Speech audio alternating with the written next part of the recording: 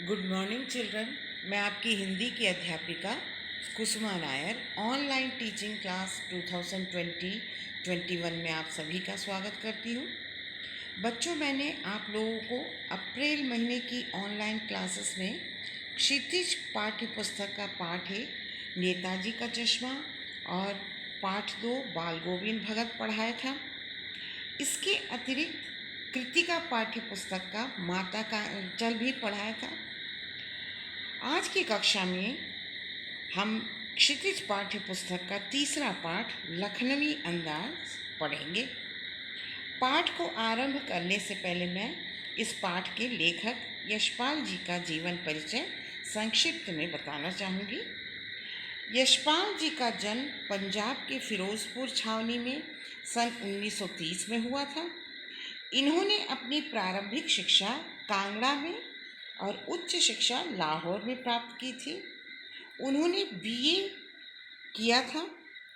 विद्यार्थी काल से ही लेखक क्रांतिकारी आंदोलनों में भाग लेते थे।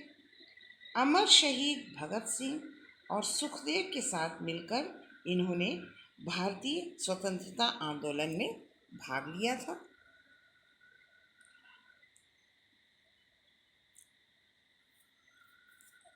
क्रांतिकारी गतिविधियों में भाग लेने के कारण इन्हें कई बार जेल भी जाना पड़ा।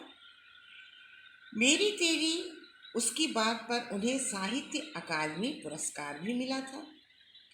इनकी रचनाओं की भाषा स्वाभाविक और सजीव है। इन्होंने अपनी रचनाओं में सामाजिक विषमता, राजनीतिक पाखंड और रूढ़ियों के खिलाफ लिखा। इनकी रचनाओं में ज्ञानदान, तर्क का तूफान, पिंजरे की उड़ान, वाह दुलिया, फूलों का कुर्ता, झूठा सच, दादा कॉमरेड प्रमुख हैं। अब मैं इस पाठ के विषय में संक्षिप्त परिचय देना चाहूँगी। लखनवी अंदाज एक व्यंग्य रचना है। इसमें लेखक यह कहना चाहते हैं कि जीवन के असली रूप को छोड़कर बनावटी जीवन शैली को अपनाना यथार्थ अर्थात वास्तविकता से दूर भागना होता है। अब हम इस पाठ को पढ़ेंगे। मुफस्सिल की पैसेंजर ट्रेन चल पड़ने की उतावली में फुकार रही थी। आराम से सेकंड क्लास में जाने के लिए दाम अधिक लगते हैं। दूर तो जाना नहीं था। भीड़ से बचकर एकांत में नई कहानी के संबंध में सोच सकने और खिड़की से प्राकृतिक दृश्य देख सकने के लिए टिकट सेकंड क्लास का ही ले लिया। लेखक मुफस्सिल की पैसेंजर, मुफस्सिल मतलब जो कोई प्रमुख स्थान होता है, प्रमुख स्थान में प्रमुख स्थान में जाने की जो पैसेंजर ट्रेन है वो चलने के लिए एकदम उतावली होकर खड़ी थी। आराम से सेकंड क्लास में जाने के अधिक दाम लगते हैं और लेखक को तो बहुत दूर नहीं जाना था।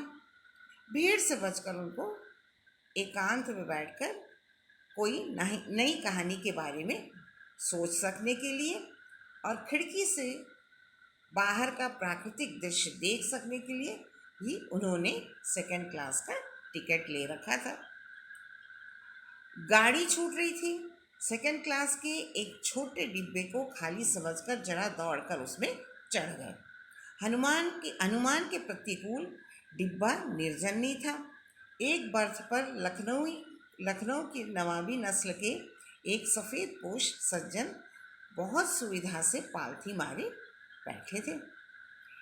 अब लेखक कहते कि गाड़ी छूट रही थी। सेकंड क्लास का एक छोटा सा डब्बा था जिसे खाली समझकर वो दौड़ जाते हैं और उसमें चढ़ जाते हैं।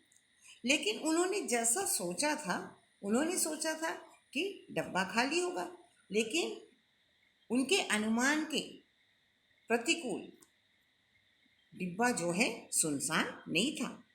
एक बर्थ पर लखनऊ की नवाबी दिखाते हुए एक सज्जन बैठे हुए थे और वो बड़े आराम से पालथी मारकर बैठे हुए थे। सामने 2 ताजे चिकने खीरे तौलिए पर रखे हुए थे। डिब्बे में हमारे सहसा कूद जाने से सज्जन की आंखों में एकांत चिंतन में विघ्न का असंतोष दिखाई दिया। जैसे ही लेखक उस डिब्बे में प्रवेश करते हैं तो वो नवाबी नस्ल के जो सज्जन बैठे हुए थे पालथी मारकर, और उनके सामने ताजे खी दो ताजे चिकने खीरे एक तौलिए में रखे हुए थे, और लेखक के सहसा उस डिब्बे में आ जाने के कारण उस सज्जन की आंखों में जो है एक असंतोष का भाव दिखाई दिया। ऐसा लगता था मानो उनके एकांत चिंतन में, यानी वो अकेले बैठकर कुछ सोच रहे थे, और उनको ऐसा लग रहा था लेखक को कि उनकी एकांत चिंतन में एक असंतोष का भाव दिखाई दे रहा है। लेखक ने सोचा, हो सकता है यह भी कहानी के लिए कुछ सोच की चिंता में हो, या खीरे जैसी अपदार्थ वस्तु का शौक करते देखे जाने के संकोच में हो।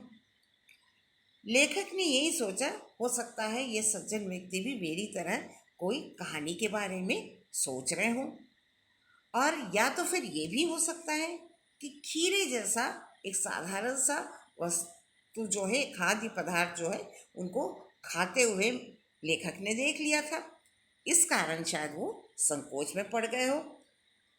नवाब साहब ने संगति के लिए उत्साह नहीं दिखाया। हमने भी उनके सामने की बर्थ पर बैठकर आत्मसम्मान में आंखें चुरा ली। लेखक कहते हैं, वो जो सामने बैठे हुए नवाब साहब थे, उन्होंने लेखक से बात करने में कोई दिलचस्पी नहीं दिखाई। लेखक ने भी उनके सामने की बर्थ पर आराम से बैठ गए, और उनके बैठकर जो है उनसे आंखें चुरा ली। किससे आंखें चुरा ली? उस नवाबी नस्ल के व्यक्ति से।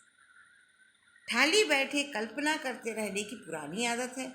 नवाब साहब की असुविधा और संकोच के कारण का अनुमान करने लगे। संभव है नवाब साहब ने बिल्कुल अकेले यात्रा कर सकने के अनुमान में किफ़ायत के विचार से सेकंड क्लास का टिकट खरीद लिया हो, और अब गवारा ना हो कि शहर का कोई सफ़ेदपोश उन्हें मंझले दर्जे में सफ़र करता देखे। अकेले सफ़र का वक्त काटने के लिए खीरे खरीदे होंगे, और अब किसी सफ़ेदपोश के सामने खीरा कैसे खाएं? थाली बैठे कल्पना करते रहने की पुरानी आदत है, यानी खाली बैठे रहकर जो है कल्पना करने की, कल्पना यानी अब लेखक तो लेखक है, खाली बैठकर वो हमेशा सोच में डूबे रहते हैं कि उनकी कहानी का अगला विषय क्या होना चाहिए।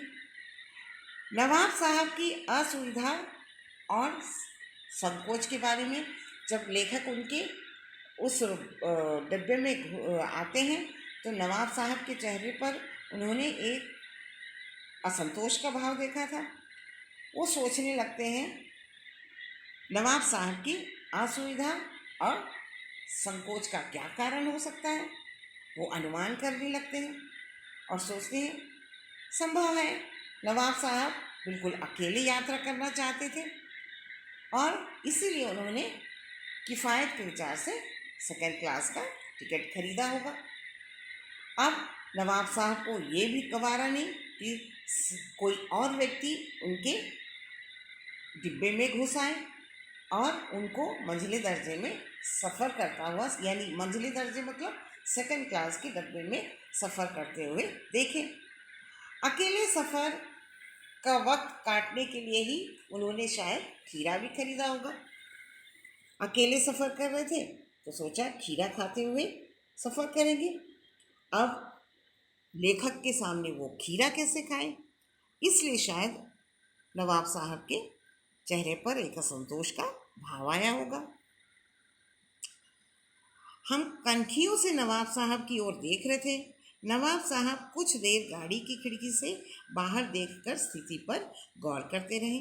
अब लेखक जो है आंखें चुराकर जो है नवाब साहब को देख रहे थे।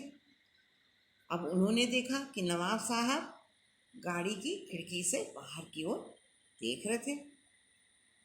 ओह, नवाब साहब ने सहसा हमें संबोधन किया, आदाब अर्ज। जनाब खीरे का शौक फरमाएंगे? अब नवाब साहब लेखक से बात करने के लिए थोड़े उत्साहित दिखे। उन्होंने कहा, न लेखक से कहा, आदाब अर्ज़ जनाब, और क्या आप खीरा खाने का शौक रखते हैं? नवाब साहब का सहसा भाव परिवर्तन जो है लेखक को बिल्कुल अच्छा नहीं लगा। क्यों अच्छा नहीं लगा?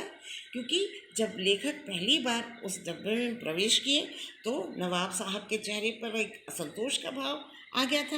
उन्हें लग रहा था कि मैं अकेले सफ़र करना चाहता था, अब ये कहाँ से आ गए। भाप लिया आप शराफत का गुमान बनाए रखने के लिए हमें भी मामूली लोगों की हरकत में लथेड़ लेना चाहते हैं। जवाब दिया, शुक्रिया किबला शौक फरमाएं। अब लेखक से वो कहते हैं, क्या आप खीरा खाने का शौक फरमाएंगे? तो लेखक को उनका पहले का ये जो है भाव बिल्कुल अच्छा नहीं लगा था।